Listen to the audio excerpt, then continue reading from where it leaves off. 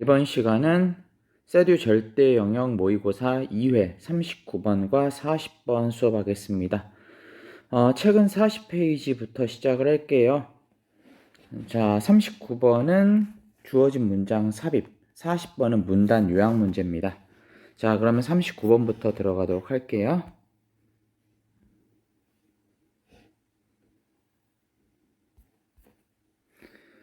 자, 39번. 글의 흐름으로 보아 주어진 문장이 들어가기에 가장 적절한 곳 하고 물어보고 있는데, 전반적인 소재는 즐거움의 법칙에 관련된 거예요.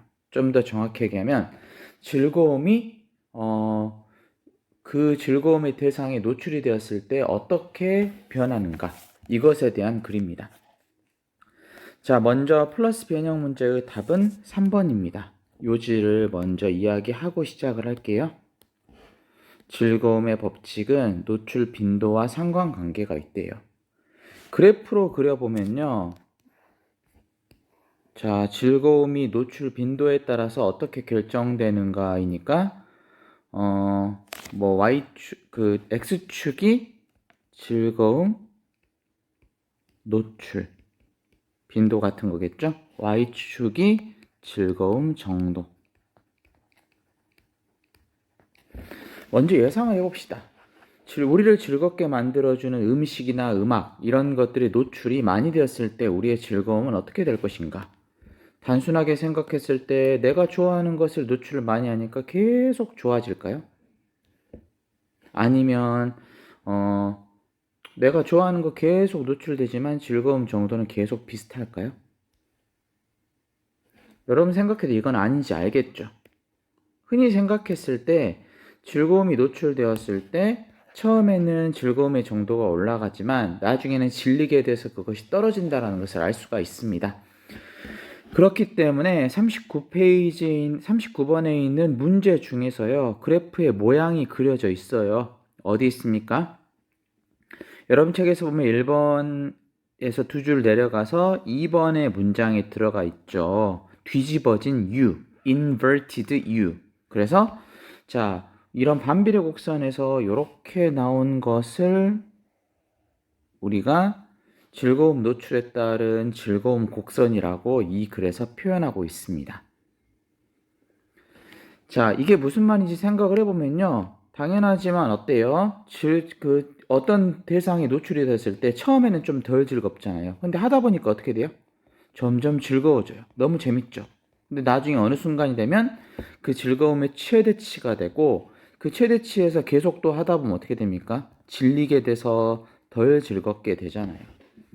이것에 대해서 이야기하고 있는 글입니다. 자, 올라가서 어휘를 한번 살펴볼게요. 어휘. 어떤 단어가 있을까? 여러분 책의 세 번째 줄 보면 in a row란 뜻이 있죠? 한 열 안에서라고 해석하기보다는 연속해서라고 해석을 해봅시다. 줄지어서란 뜻이니까 연속해서. 그리고 또 어떤 단어가 있을까요? 아까 얘기했었던 inverted U에서요. inverted가 어때요? 뒤집어진이란 뜻이겠죠?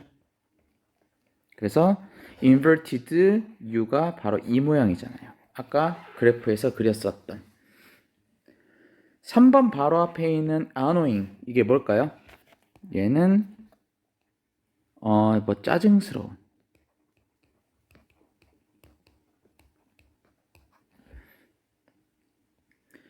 그 다음에 나머지는 한번 쭉 봐도 될 것 같은데 자 그러면 올라가서 본문 함께 보도록 하겠습니다.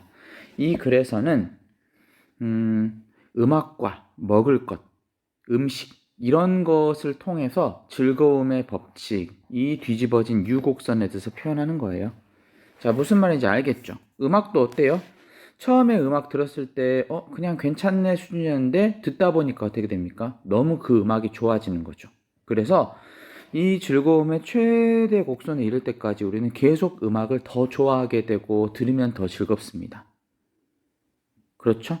그런데 어느 순간 몇십 번, 몇백 번, 몇천 번 듣다 보면요. 그 음악이 질리게 되는 거고 그 다음 나중에 경험 있을 거예요. 내가 중학교 때 그렇게 좋아했었던 음악 하루에 10번, 20번씩 날마다 들었었던 음악이 어느 순간 들으니까 갑자기 그 음악을 돌려서 안 듣고 싶은 거. 이런 경험이 있을 수도 있겠죠. 혹은 음식도 마찬가지. 너무나 이 음식을 좋아해서 하루에 일주일에 꼭 한 두세 번씩은 먹으러 갔었는데 나중에 어느 순간 되면 이 음식만 생각하면 질리게 되고 그 다음에 이 음식을 이 글에서 따르자면 1000번 연속 먹게 되면 어떻게 되겠어요? 더 이상 생각나지도 않고 물리기만 하겠죠. 싫은 음식이 되어버리겠죠. 그런 이 즐거움에 뒤집어진 U자 곡선에 대해서 얘기를 하고 있습니다. 자, 올라가서 39번 한번 살펴보겠습니다. 본문에서 저기 3번에다가 답을 넣어서 읽어볼게요. 자, 첫 번째 문장 보겠습니다. You might be cautious about a food at first. 당신은 처음에 한 음식에 대해서 좀 주의를 기울일 수도 있어요. 다시 말해서 조심스러울 수가 있습니다. 처음 접하는 음식에는. 그 다음에 그것을 자주자주 먹게 돼서 또 즐거움을 가지고 먹게 돼요. joyfully 의미겠죠? 그래서 즐겁게 그 음식을 먹다 보니까 자주자주 먹다 보니까 즐겁게 먹게 돼요. 하지만 자, few people이죠? 이런 사람들이 거의 없다는 거죠? 어떤 사람들은 거의 없대요. 자, would enjoy eating the same main course. 똑같은 그 음식을 먹는 것을 즐기는데 1000번이나 연속적으로 그 음식을 먹는 것을 즐길 사람은 거의 없을 것이다 라고 이야기를 하고 있습니다. 자, 여기는 이따가 보면 알겠지만요. 음식에 대해서 먼저 뒤집어진 U 곡선에 대해서 설명하는 3번에 들어가는 게 맞습니다. 자, 본문 내려서 읽어볼게요. 자, 첫 번째 문장 People spend much of their waking lives passively listening to music. 자, spend 시간 다음에 ing 형식으로 나왔네요. 맞아? 그래서 사람들은 그들의 깨어있는 삶의 많은 시간을 음악을 수동적으로 듣는데 쓴대요. 그러니까 이게 무슨 말이냐면요. 우리가 주로 음악을 찾아 듣는 것도 있겠지만 자연스럽게 우리가 살다 보면 음악에 노출이 되잖아요. 그러다 보니까 우리는 깨어있는 많은 시간들을 음악에 대해서 수동적으로 그냥 무의식적으로 듣는데 많은 시간을 쓴다라고 시작하고 있습니다. You might expect as a very simple hypothesis. 자, 매우 간단한 가정처럼 당신 아마 듣듯 이해하라고 예상할 수도 있겠죠? 뭐라고? 우리가 뭐 하는 경향이 있다? 음악을 즐기는데 우리가 가장 많이 듣는 음악을 즐긴다라고 가정할 수도 있을 것이에요. 왜냐하면 들으면 들을수록 사람은 그 음악에 대해서 끌리는 게 많으니까. 다시 말해서 자, 또 뭐를 비유하고 있습니까? The same version of the mere exposure effect regarding food. 음식과 관련되어진 단순한 노출 효과의 똑같은 버전이라는 거예요. 그러니까 여기서부터 뭐라고 얘기를 합니까? 음악을 듣는 것과 먹을 걸 먹는 것처럼 먹을 걸 같이 비교를 해서 우리의 즐거움에 대한 즐거움 노출에 따른 즐거움의 정도에 대한 이야기를 하겠다는 거죠. 자, 근데 그 다음 장 볼게요. though. 단순한 종속 접속사가 아니라 컴마 안에서 접속 부사 역할로 쓰였죠. 하지만 의미로 쓰이겠죠. however. 하지만 문제는 바로 that 이하인데 좋아하는 것을 더 많이 듣게 되고 아마도 우리가 가장 좋아하는 음악은 가장 많이 들었을 음악이 되겠지만 중요한 게 뭐냐면요. 너무 친숙한 것은 즐겁지 않은 게 되어버린다라는 게 문제다라면서 여기서 전환을 얘기하고 있습니다. 그래서 뭐라고 이야기하고 있냐면요. A rule of pleasure is that it is an inverted U. 자, 즐거움의 법칙은 바로 that 이하다. 뭐래요? 즐거움의 법칙은 바로 뒤집어진 U라는 거예요. 다시 말해서 이 곡선이라는 겁니다. When you first experience something, 당신이 뭔가를 처음에 경험하게 될 때, it is hard to process and not enjoyable.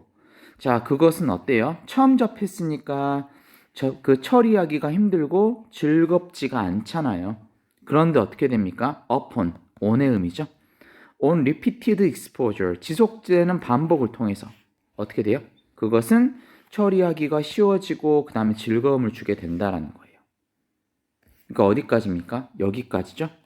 처음에는 시작했을 때 즐거움 노출 빈도가 적으니까 즐거움 정도도 낮잖아요. 근데 즐거움 노출이 많이 되면 될수록 마찬가지로 즐거움의 정도도 올라가게 됩니다. 그런데 그 다음에는 그것은 너무 쉬워지게 되고, 이 너무 쉬워진다라면 긍정적 의미는 아니겠죠? 너무 쉬워져서 조금 식상하게 되고, 그러면서 자, 지루해지고 그 다음에 그렇게 되면서 환해지게 된다. 그렇게 이야기를 하고 있습니다. 그래서 어떻게 돼요? 여기 나오는 것처럼 음식에 대한 비유를 얘기하고 있죠. You might be cautious about the food at first. 당신은 처음에는 그 음식에 대해서 조심스러울 것이다. 그 다음에 그것을 점차적으로 즐거움을 가지게 먹게 되고, 하지만 나중에 1000번이나 똑같은 음식을 먹으면서도 즐길 사람은 거의 없을 것이다 라면서 음식에 대한 비유를 들고, 그 다음에 음악도 마찬가지로 얘기를 하고 있습니다. 자, 음악에 있어서는요, The mid-peak of the inverted U. 자, 이런 뒤집어진 U 곡선의 맨 중간 꼭대기가 아마도 뭐보다? 그보다는 더 지속될 수 있다는 거예요. 이 그보다는 뭐겠습니까? 그것보다. 우리말로 이야기할 수 있으면 좋겠죠. 자, 대시 가리키는 그것은요, 뭘까요? 앞 문장에서 나오는 우리가 음식에서 뒤집어진 U 곡선에서의 꼭지점이 얼마 지속되지 않는다라는 것. 맞죠? 다시 한번. 음식에서 뒤집어진 U 곡선의 중간 꼭대기예요. 대시. 근데 아마도 음악에서의 뒤집어진 U 곡선의 중간 꼭대기는요, 아마 그보다는 조금 더 길게 지속될 수도 있다라고 이야기를 하고 있습니다. 그러니까 요 문장이 그 제시문에 바로 뒤에 나와야 된다는 것이, 여기서 3번에서 음식에서의 뒤집어진 U 곡선의 꼭대기가 나중에 차게 되면 나중에는 질리게 된다라는 점을 얘기하고 있잖아요. 그래서 다시 한번 얘기합니다. 대시 가리키는 것은요, 음식에서의 뒤집어진 U 곡선에서의 맨 꼭대기점이에요. 근데 그것은 음악에서는 좀 더 지속될 수가 있대요. 하지만 어떤 음악도 결국에는 참을 수 없게 되어져 버린대요. 만약에 당신이 그것을 너무너무 종종 자주 듣게 되면. The shape of the curve is stretched and squeezed by the complexity of the music. 자, 이런 U자 곡선의 모양이 stretched, 늘려질 수도 있고 squeezed, 짜질 수도 있대요. 그러니까 어때요? 늘려질 수도 있고요. 이렇게 짜질 수도 있대요. 요 곡선이. 자, 뭐에 의해서? 음악의 복잡성에 따라서. 자, 아래 읽어보기 좀 유추를 해보죠. 복잡하고 난해한 음악은요, 상승 곡선이 이렇게 더 완만할까요? 이렇게 급격할까요? 그러겠죠. 복잡하고 어려운 음악은 처음에도 천천히 좋아졌다가 나중에도 오랫동안 듣다가 질리는 것도 간단하겠죠? 근데 이런 음악은 어떤 음악이었어요? 되게 단순한 음악, 혹은 아기상어 같이 애들 음악, 이런 음악들 같은 경우는요, 처음에는 단순하니까 금방 좋아졌다가 또 이걸 100번 듣고 부르다 보면 어떻게 돼요? 금방 질리겠죠?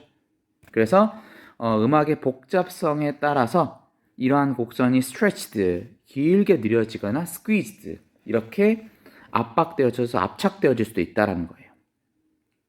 그래서 5번 다음 문장에 그 문장을 써놓고 있습니다. A complex piece, 자, 복잡한 거군요. Might take a long while, 아마도 긴 기간을 가질 수도 있겠죠. 뭐 하는데? 좋아하는데. 그리고 나서 긴 기간을 가질 수도 있겠죠. get sick of, 아프다라기보다는 실증나는데. 자, 보통 그리고 어때요? 단순한 아이들의 곡 같은 경우는요, 좀 심플하잖아요. 겪겠죠? 뭐를? 그 곡선을 좀 더 빠르게 겪겠죠. 그래서 아이들 곡 같은 거 어떻게 된단 말이에요? 여기 나오는 것이 곡선을 좀 더 빠르게 겪으니까 이렇게 된다는 거겠죠. 반대로 어때요? 컴플렉스 피스 같은 경우는 좋아하는데 오래 걸리고 실증내는데 더 오래 걸리겠죠. 이런 식으로. 그래서 자, 음악과 음식의 예를 들어서 즐거움의 곡선에 대해서 설명하고 있습니다. 즐거움의 법칙 곡선. 자, 그렇게 어려운 문제는 아니지만 그래서 뭐가 뭘 의미하고 이 곡선의 의미가 어떤 것을 가르치는지에서 여러분 스스로 그려볼 수 있어야 되겠죠. 넘어갈게요. 자, 40번 시작하도록 하겠습니다. 40번은 문단 요약 문제네요. 아래에 있는 요약에 통해서 이 글의 주제를 맞출 수도 있지만 먼저 주제를 살펴본 다음에 아래 내려가서 답조 찾아보겠습니다. 40번 주제를 적어주면요. 어미의 임신 중 특정한 사건, 자극을 통해 자손의 특징을 발현시키는 능력을 가진 어떤 동물들. 자, 좀 길긴 하죠. 자, 이해는 했죠? 그러니까요, 원래 유전적으로 태아가 그 수정됐을 때 모든 특징이 결정되는 게 아니라 어미가 임신해 있는 동안에 외부적인 사건이나 자극을 통해서 낳을 새끼의 특징이 발현되는 어떤 능력을 가진 동물들이 있다라는 거예요. 그러니까 임신하는 동안에 여러 가지 주변 자극으로 인해서 새끼가 커질지 작을지 혹은 어떤 특징을 가지고 태어날지 안 가지고 태어날지 이런 것들을 결정시킬 수 있는 능력이 있는 동물들이 있다는 겁니다. 이걸 얘기하고 있어요. 그래서 아래에 있는 답도 한번 맞춰보죠. 자, 읽어볼게요. Some animals have the ability. 자, 어떤 동물들은 능력을 가지고 있어요. 어떤 능력이겠습니까? 봐봐요. 자손이나 새끼죠. 자기 새끼의 특징을 뭐 할 수 있는? 결합하다, 나누다가 아니라 결정지을 수 있는 능력을 가진 동물들이겠죠. 뭐를 기반으로 해서? 엄마의 경험. 맞죠? 이주나 어떤 선호가 아니라 엄마의 경험을 기반으로 해서. 언제 있는 경험입니까? During pregnancy. 임신 중에 일어나는 엄마의 경험을 기반으로 해서 자식들이나 새끼들의 특징을 결정지을 수 있는 능력을 가진 동물들이 있다라는 게 이 글의 주제입니다. 답은 몇 번이에요? 당연히 4번이 되겠죠? 자, 올라가서 글 읽어보고 40번 마무리 짓도록 하겠습니다. 가볼게요. Researchers who study all kinds of animals, from mammals to reptiles to insects. 자, 연구자들인데 어떤 연구자들입니까? 모든 동물들을 다 연구하는 동물들이에요. 자, 이 글에서는 여러 가지 동물의 종이나 류 같은 경우를요, 좀 체크하면서 넘어가 보도록 할게요. mammals는 뭐예요? 포유류. 자, reptiles는 파충류죠. insect는 곤충. 자, 포유류부터 시작해서 파충류나 곤충에 이르기까지 모든 동물들을 다 연구하는 연구자들이 오랫동안 주목해 왔대요. 뭘 주목했냐면요. The ability of some organisms. 어떤 특정한 유기체들의 능력이에요. 뭐 할 수 있는 유기체들의 능력이에요? 체크를 해보죠. To produce offspring. 새끼를 생산하는. 그러니까 자식을 낳는 특별한 능력에 대해서 주목을 해왔대요. 자, 그게 뭔지 좀 더 예시를 통해서 읽어보면요.